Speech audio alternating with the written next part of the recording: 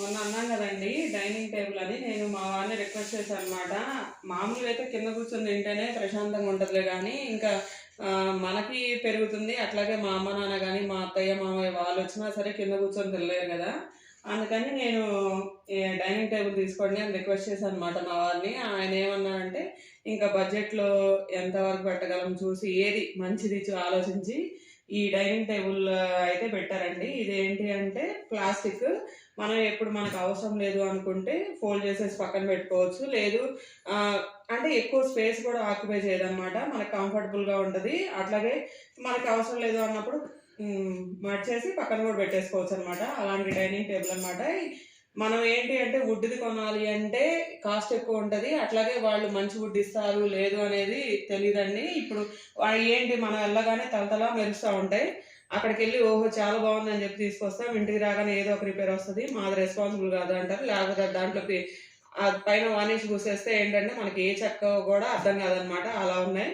అందుకని సో ఇదైతే ఎకో ఫ్రెండ్లీగా ఉంటుంది, మనకి యూజ్ఫుల్ కూడా ఈజీగా ఉంటుంది అని ఆయన అయితే ఇది ఆర్డర్ పెట్టారండి. ఇదైతే నేను మీకు ఓపెన్ చేసి ఎలా యూజ్ చేసుకోవాలి ఏంటి అనేది చెప్తాను. దీంతోపాటు మేమైతే ఇంకో 2 చైర్స్ కూడా ఆర్డర్ పెట్టామన్నమాట. ఆల్రెడీ మా ఇంట్లో ఒక 2 చైర్స్ ఉన్నాయి. సో మొత్తం ఇంకా 4 చైర్స్ అవుతాయి అని చెప్పి ఇంకా 2 చైర్స్ అయితే ఆర్డర్ పెట్టాను. అన్ని మంచిగా వచ్చినాయా? అన్నీ బాగున్నాయండి. చూడు ఏమైనా బ్రేక్ అయినాయా లేకపోతే ఏందా? చూద్దాం చూద్దాం.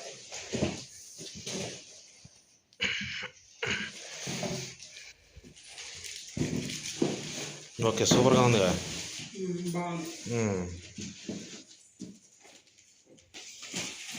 ఇది వచ్చి మేము నీల్కమల్ వెబ్సైట్ నుంచే పెట్టామండి డైరెక్ట్గా. ఇంకా అంటే థర్డ్ పార్టీ కాకుండా వాళ్ళు కూడా మనకి ప్రొడక్ట్ ఏం డిలే కాకుండా ఎలాంటి డ్యామేజ్ లేకుండా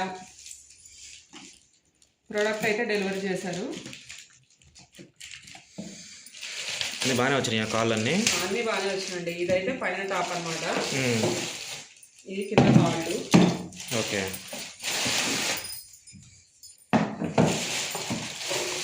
ఏం డ్యామేజ్ ఏం లేదండి. ప్రొడక్ట్ కూడా నీట్గా ఉంది.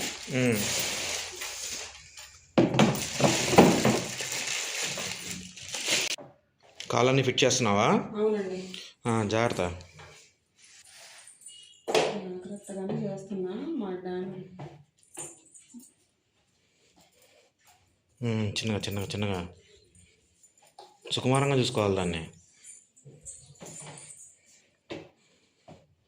చాలా బడ్జెట్ ఇచ్చేస్తుంది దీనికి. మొత్తం అయితే సెట్ అయిపోయింది. ఇక మనం తిప్పి చైర్లు వేసి దాని లుక్ ఎలా ఉంటుందో చూద్దాం. ఎట్లా ఉంది లుక్? బాగుందండి. మీరు చెప్తే ఏదో అనుకున్నాను, ఈయన ఎప్పుడు బడ్జెట్ అంటారని, కానీ బడ్జెట్లోనే బాగుంది. అంతే, తక్కువలోనే.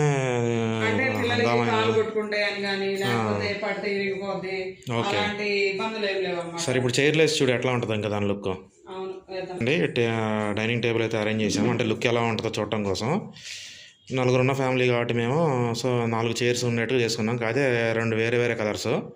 అంటే 2 పెద్దోళ్ళు 2 చిన్నపిల్లలు అని అర్థం. దాని అర్థం